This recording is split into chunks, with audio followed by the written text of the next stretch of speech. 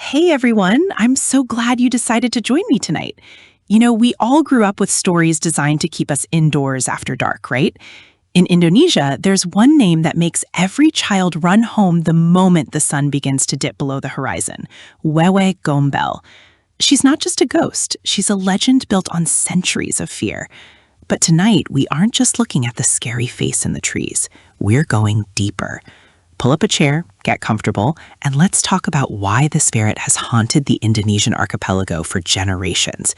It's going to be a wild ride, I promise. So, who or what is Wewe Gombel? Imagine a tall, imposing figure with long, matted hair that reaches her waist. Her skin is pale, almost translucent in the moonlight, and she's often described as having unnervingly long, pendulous breasts. I know, it sounds bizarre, but there's a reason for every detail of her appearance. She doesn't hunt for food, and she doesn't haunt houses. She dwells in the dense kalapa gading, or the crown of palm trees, waiting for the perfect moment. She is the embodiment of Twilight's shadow, a spirit born from a tragedy so deep that it warped her soul into something both protective and terrifying. The legend says that if a child is still outside when the call to prayer echoes through the trees at dusk, Wewe Gombel will descend. She doesn't snatch them with claws or screams. Instead, she lures them. She uses her long hair and her strange form to hide them from the world. Some say she even feeds them, but the food she offers isn't what it seems. To the child, it looks like delicious cakes or fruit, but in reality, it's often dirt or worms. She keeps them in a state of trance, hidden away in her secret nest high above the ground where no human eyes can find them. Creepy, right? Now, why does she do it? Most monsters kill, but Wewe Gombel is different. Her origins go back to a woman who was deeply mistreated by her husband because she couldn't have children. Driven to madness and eventually taking her own life, she returned as a spirit obsessed with motherhood. She doesn't take children to hurt them. She takes them because she believes they are being neglected or mistreated by their own parents. In her twisted mind, she is the ultimate savior.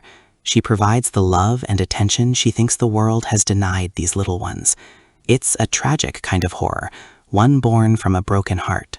When a child goes missing in an Indonesian village, the parents don't just call the police, they start a ritual. They grab pans, pots, and drums, anything that makes noise, and they march through the woods, clanging and shouting, "Wewe Gombel, give back the child." They believe the loud noise confuses the spirit or makes her feel ashamed. If they make enough noise, she will eventually leave the child in a place where they can be found, usually in a high place or hidden behind a tree, unharmed but dazed. It's a community event, a desperate symphony of metal and hope meant to drive away the Twilight Queen. But here is where the story takes a darker turn. What happens to the children who aren't found? Or better yet, what happens to the parents after the child returns? You see, the ritual only works if the parents truly want the child back. There are stories of children who were returned only to reveal that Wewe Gombel didn't kidnap them at all. She was hiding them from something much worse inside their own homes. The fear of Wewe Gombel often masks a much harsher reality of village life. People focus on the monster in the trees because the monsters in the house are too painful to face. It's a psychological layer that makes this legend so much more than a simple campfire tale. I remember hearing about a specific case from a small village in central Java. A young girl vanished for 3 days. The villagers searched everywhere, banging their drums until their hands bled. On the 3rd night, they found her sitting at the very top of a massive banyan tree. She wasn't crying, she was smiling. When they brought her down, she told them that Grandma had played with her and fed her honey. But the girl's skin was covered in strange glowing marks that faded by morning. Some said it was the touch of the spirit. Others said it was something far more ancient and dangerous. As the girl grew older, she never forgot the grandma in the trees. She started seeing things others couldn't. She claimed that Wewe Gombel wasn't just one spirit, but a manifestation of all the lost maternal instincts in the world. This is the vengeance part of the story. Wewe Gombel doesn't just take children, she punishes the neglectful.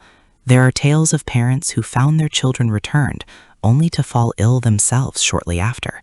It's as if the spirit leaves a curse behind, a reminder that if you don't value what you have, the darkness will gladly step in and take it from you permanently. Think about the modern world for a second. We don't live in the jungle anymore, but does that mean Wewe Gombel is gone? Some say she has adapted.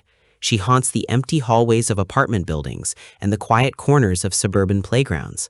Whenever a child feels lonely, whenever a parent is too busy with their phone to notice a tear, she is there, watching from the shadows of the Wi-Fi router or the dark screen of a television.